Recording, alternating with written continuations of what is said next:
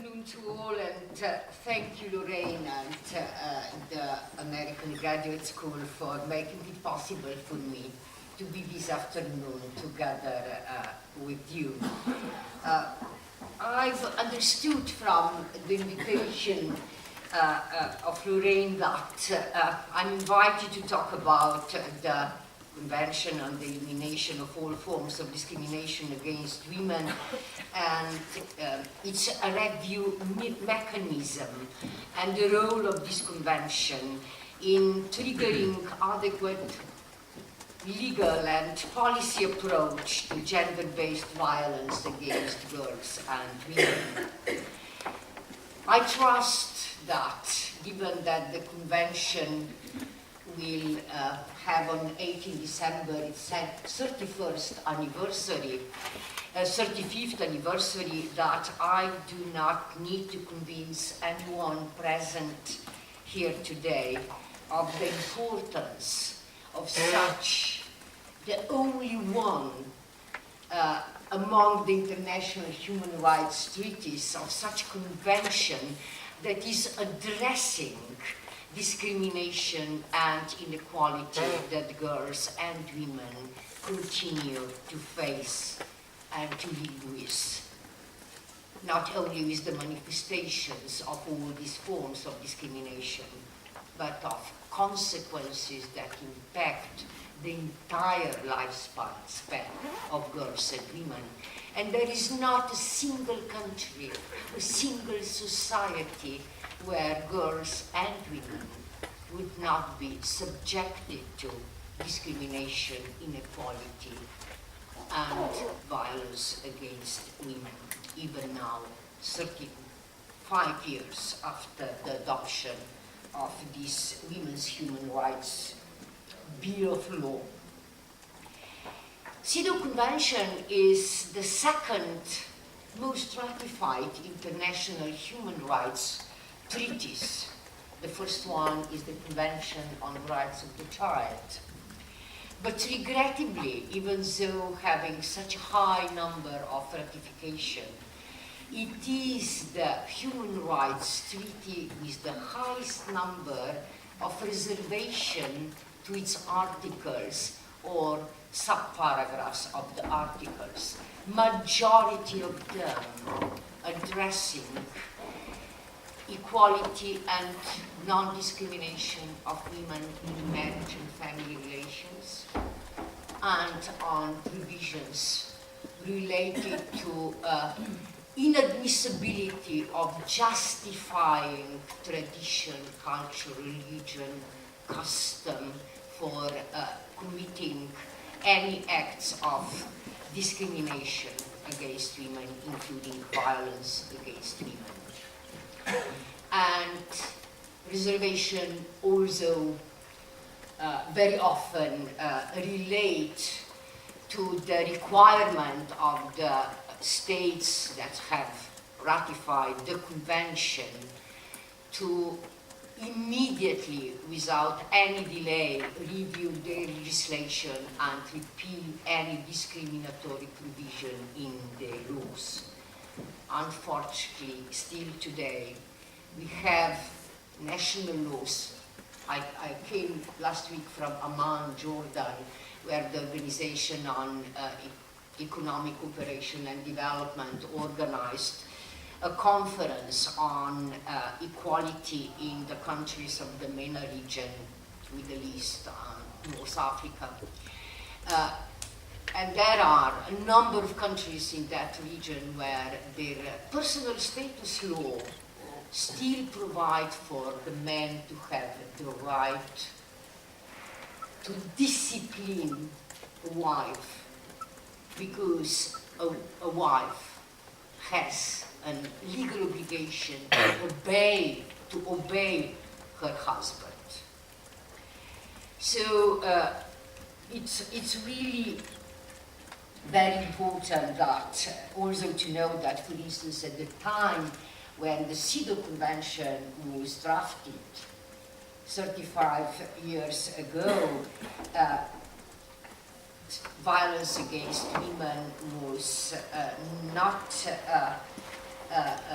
not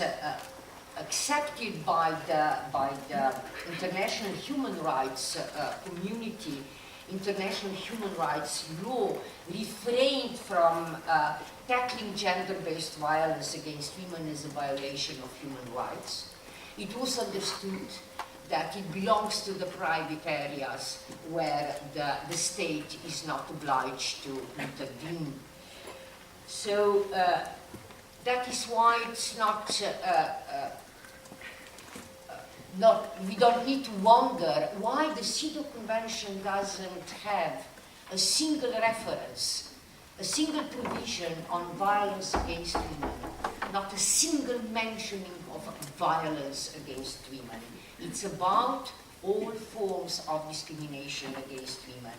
However, the CEDAW committee, which I have the honor of serving this committee for the last 8 years, and currently I am its vice chairperson, the CEDAW committee has been mandated through this convention to interpret and further explain the provision of the convention in order to give the convention a dynamic, innovative, forward-looking approach. And in 1991, the CEDAW committee tried to address this gap in the convention where violence against women is not directly, explicitly addressed by adopting the general recommendation on violence against women. By issuing this general recommendation, the committee conceptualized violence against women as a form of discrimination against women. The committee in this GR also imposed on the state parties the due diligence obligation to prevent all forms of violence against women, to investigate acts of such violence, to prosecute and punish perpetrators, to protect victims from further violence, and to ensure that all victims have access to adequate support and services and are provided with compensation for damages suffered. Perhaps the most dynamic and the most dramatic advance in establishing the state parties' responsibility for violation of human rights of women and states' obligations under the CEDAW Convention was the adoption of an optional protocol in 1999. The optional protocol gave to women and groups of women in the countries that have ratified this optional protocol. By now we have 105 countries who are state parties to the optional protocol, gave the necessary tool into hands of women to hold their governments accountable for alleged violations of their rights at international level, and to have access to remedies if the committee concludes that their rights have indeed been violated. However, the complaint procedure under the optional protocol is only available to women and groups of women after the exhaustion of domestic remedies, unless the application of such remedies is unreasonably prolonged or unlikely to bring effective relief to women. The optional protocol also mandated the CEDAW committee to decide to conduct an inquiry when reliable information are received on grave or systematic violations of the convention in countries that have ratified both the convention and the protocol. Both the individual complaints and confidential inquiry under the optional protocol have gained visibility through the committee's outreach and the quality of its views and recommendations. They have also contributed to understanding that state parties are accountable for their failure to act with due diligence to protect women effectively against domestic violence, and of course, indeed, all other forms and manifestation of violence against women, including so-called harmful practices, not only traditional, but the emerging or the re-emerging ones as well. They also have contributed to identifying and addressing discriminatory gender stereotypes and practices among law enforcement officials and the judiciary, which are negatively affecting women victims of violence, and also contributed to recognizing, prohibiting, and eliminating intersectional or multiple forms of discrimination against women that heighten the vulnerability and experience of violence and often result in a continuous chain of violence against women from the most disadvantaged and marginalized groups, or for women who are not members of such groups but are being perceived to belong to such groups. Let me seize this opportunity to stress that the committee's achievements are not limited only to the general recommendation on violence against women. And the jurisprudence developed by the committee under both procedures available under the optional protocol to the convention. By now, the committee has adopted 32 general recommendations, and in many of them, violence against women is being addressed, and the state parties' obligations, how to say it, routinized, along evolving values and new progressive understanding of women's human rights and fundamental freedoms. Most recently, this month, on 5th November, the CEDAW Committee and the Committee on the Rights of the Child have jointly issued a general recommendation on comprehensive interpretation of the obligations to prevent and eliminate harmful practices inflicted on women and girls, such as the one that we have already addressed today, female genital mutilations, crimes committed in the name of so-called honor, forced and child marriage. But we are addressing many others harmful practices, polygamy, widowhood-related harmful practices, virginity testing,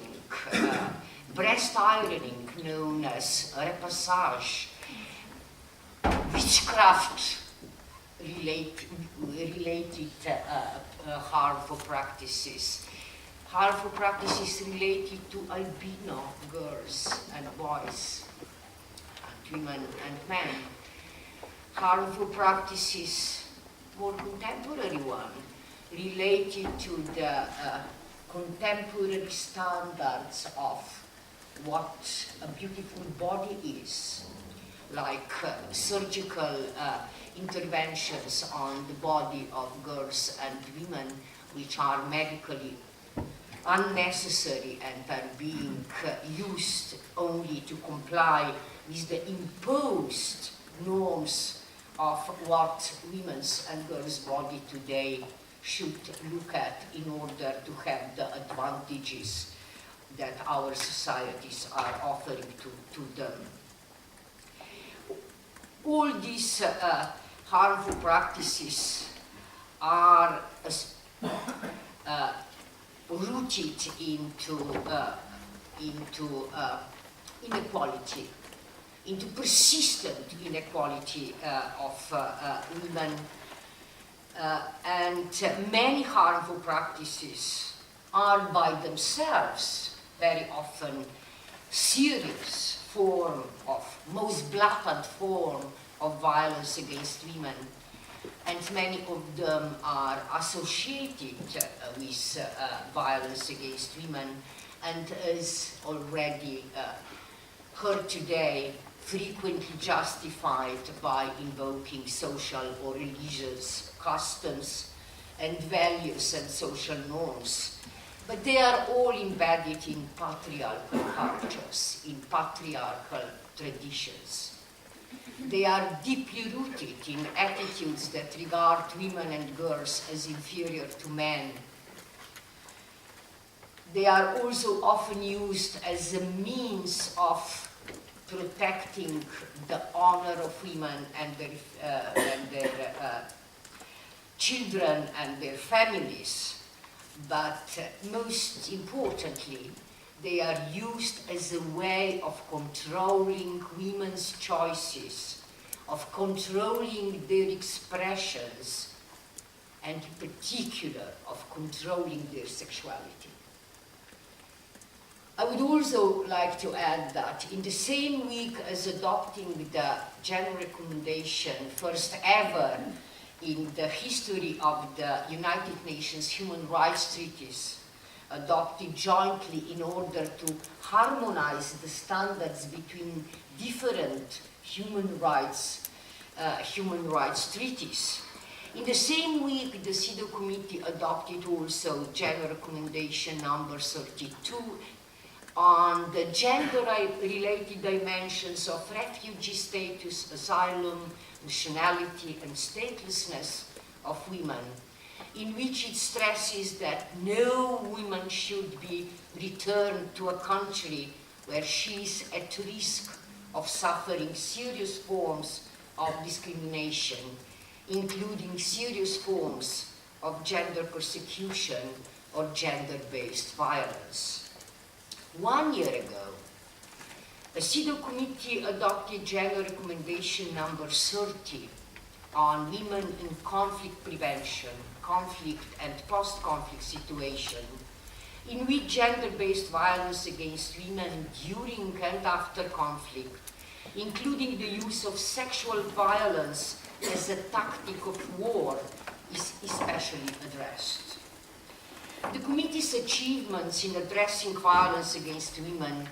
would not have been possible without the CEDAW experts' tireless efforts to making full use of its mandate, competence, and expertise, continuously improving its monitoring procedure, which it's a periodic reporting by the state parties to the CEDAW committee, and then having a dialogue, a live dialogue between the state parties delegation and the CEDAW committee. As well as, of course, this work would not be possible by if there was not enhanced interacting with the United Nations programs, funds, and specialized agencies, other intergovernmental regional organizations, non-governmental organizations, individual women's human rights activists, as well as national human rights institutions. Clearly, the efforts at national, regional, and international level so far have brought some results. Nevertheless, women continue to be subjected to the ravages of gender-based violence as they were when the work began several decades ago. And more than that, we are even observing the emerging or re-emerging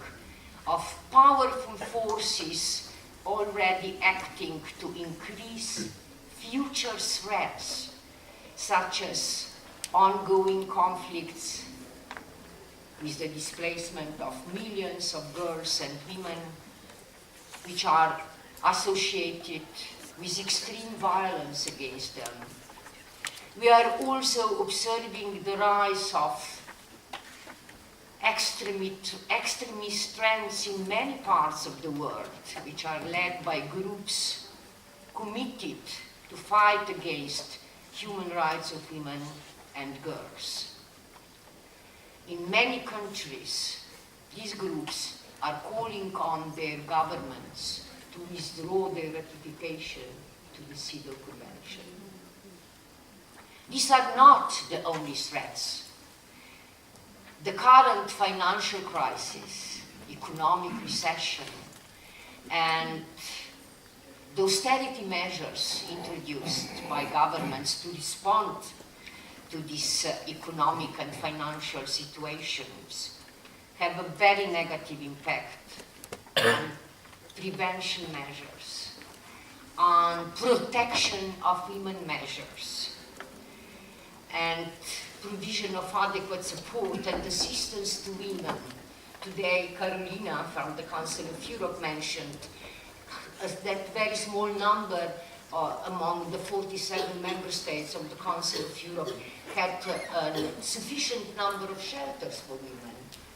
Shall we see in future an increased number of shelters, or shall the shrinking of the public budgets allocated to addressing violence against women further diminish the potentials of protecting and assistance of women victims of violence? I'm constantly asking myself, why does gender-based violence continue seemingly unabated? And we have been asking this question in the Council of Europe, in the CEDAW Committee, at United Nations women's conferences, now approaching to the 20th anniversary of the Beijing Conference, the Fourth World Conference on Women. But the answer is deceptively very simple. But the solution is rather deeply complex. Gender inequality fuels violence against women, and the power imbalances it creates are not easily rectified. The progress in preventing and eliminating all forms of violence against women can only be judged by the way the current rhetoric on zero tolerance of violence against women is translated into effective and responsive action supported by the strong and real political will, and not a political will only offered to women and girls, boys and men in the pre-election campaign, but the one that are visible in the allocating budgets, reviewing laws, putting in place adequate policies, and implementing them not only in good faith, but with awareness that a life of one girl, a life of one woman cannot be measured upon the